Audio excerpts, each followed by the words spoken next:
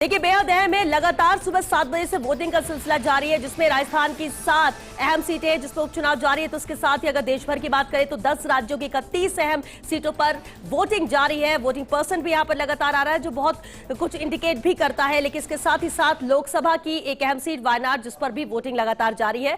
और लगातार ground zero से हम हर एक तस्वीर आप तक पहुंचा रहे हैं सुबह 6 बजे से। और शिखा, जैसे कि हम चर्चा भी कर रहे थे कि एक एक सीट महत्वपूर्ण है, और क्योंकि राजस्थान की जब 7 सीटों की बात हो रही है तो उसमें मुद्दे से लेकर कैंडिडेट के चेहरे से लेकर चुनाव प्रचार से लेकर हर एक एंगल बेहद महत्वपूर्ण हो जाता है, और इसलिए चर्चा जारी है। बेहद खास पैनल सुबह से लगातार हमारे साथ बना हुआ है। चलिए एक बार उनसे रूबरू करा देते हैं आपको। हमारे साथ पॉलिटिकल एडिटर योगेश शर्मा जी है। योगेश जी, बहुत स्वागत है आपका। हमारे साथ चर्चा में शामिल हुए हैं नरेश शर्मा जी भी एसोसिएट एडिटर है, शैलेंद्र गुर्जर जी हमारे साथ हैं, प्रवक्ता है बीजेपी से, और साथ ही पौरुष भारद्वाज जी भी हमारे साथ हैं, प्रवक्ता कांग्रेस से। आप सभी का बहुत स्वागत है।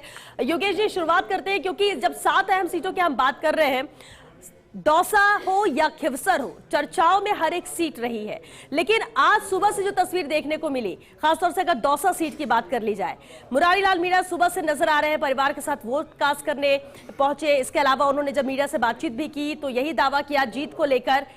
कितना अहम उनकी मौजूदगी इस वोटिंग के दिन नजर आ रही है, पिछले चुनाव से तुलना करें, और साथ ही दौसा को लेकर जो कांग्रेस के दावे हैं उस पर आप कितनी मोहर लगाते हैं?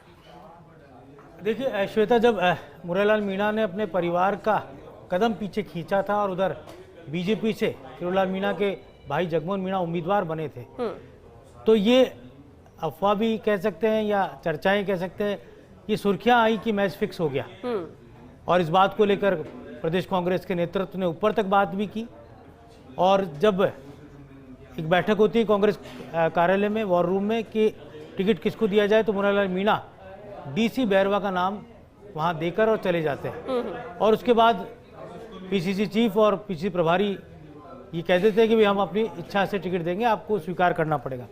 और तभी बाद में दिल्ली से मैसेज आता है कि चाहे झुंझुनू हो, चाहे झुंझुनू हो, या फिर देवली उनियारा की सीट हो या दौसा की सीट हो, सांसद की इच्छा सर्वोपरि रहेगी। तो वहां पर मुरारीलाल मीणा की इच्छा को माना गया, डीसी बैरवा को टिकट दिया गया। लेकिन जब बात है ये मैच फिक्स की, और जो दौसा में अशोक गहलोत की सभा हुई थी, जिसमें पीसी चीफ डोटासरा भी थे, उस सभा ने उस अलग तरह की दिशा को सामने लाने का काम किया। और मैच फिक्स की जो बातें थी, वहीं से उन बातों की शुरुआत भी होती है, उसी सभा से अंत भी हो जाता है। और उसके बाद सचिन पायलट के जो 2 दौरे हुए, उन्होंने उन बातों को नकारने का काम किया। और लगातार मुरारीलाल मीणा यही कहते नजर आए कि इन बातों में कोई सच्चाई नहीं है, क्योंकि दलित वोट बैंक। बिल्कुल, इस पर भी चर्चा करें।